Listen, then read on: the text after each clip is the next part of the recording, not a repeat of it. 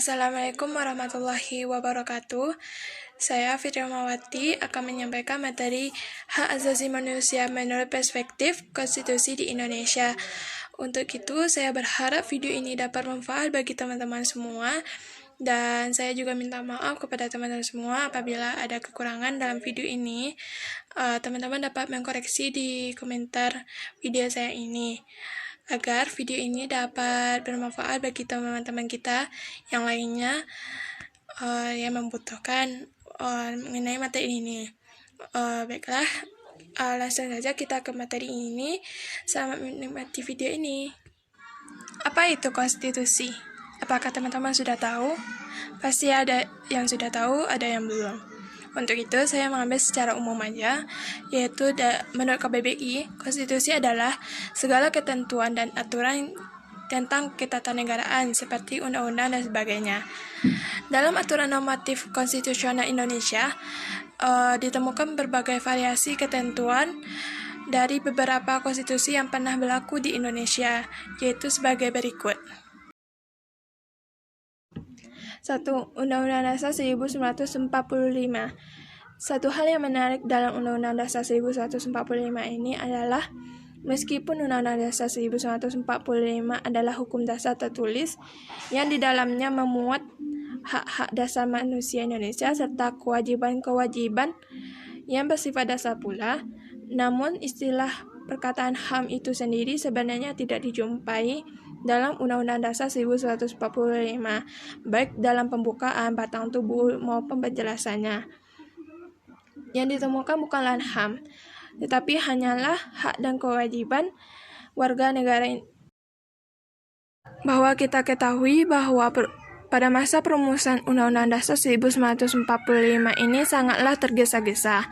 Waktu yang tersedia dirasakan sangat pendek, apalagi dalam kenyataan dihadapkan dengan momentum proklamasi kemerdekaan Republik Indonesia. Atas dasar itu, Presiden Soekarno melandaskan bahwa Undang-Undang Dasar 1945 adalah Undang-Undang Dasar Kilat, yang karenanya dilakukan perubahan pada saat Indonesia merdeka. Jelas kelihatan bahwa pengaturan HAM berhasil dirumuskan dalam Undang-Undang Dasar 1945.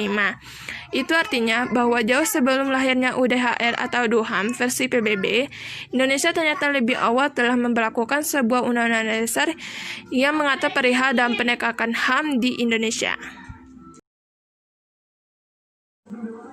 Yang kedua, Konstitusi RIS 1949.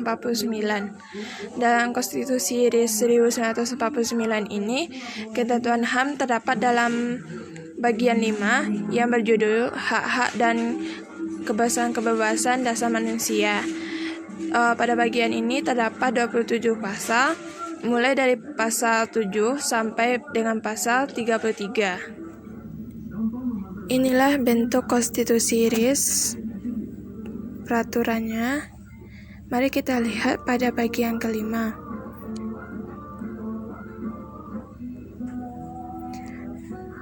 Yaitu tentang hak dan kebebasan dasar manusia. Mulai dari pasal 7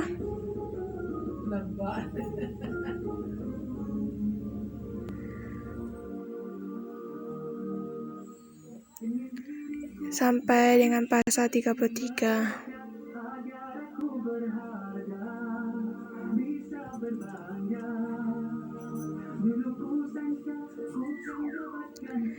Semuanya mengenai tentang HAM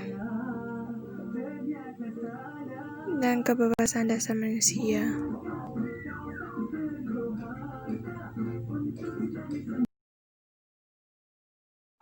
Yang ketiga, Undang-Undang Dasar Sementara atau UUDS 1950.